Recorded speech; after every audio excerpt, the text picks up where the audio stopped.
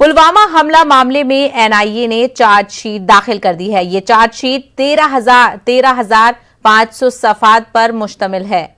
Chargesheet में मसूद अजहर और रऊफ असगर का नाम शामिल है। इसके अलावा चार्जशीट में यूएपीए के तहत 19 दहशतगर्दों के नाम भी शामिल हैं।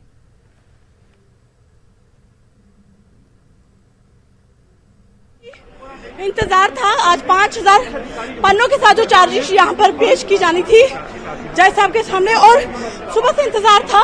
टाइम बदलता गया लेकिन वाकई वो टाइम आ गया और यहाँ पर एनआईए की टीम जो है वो पहुंच चुकी है।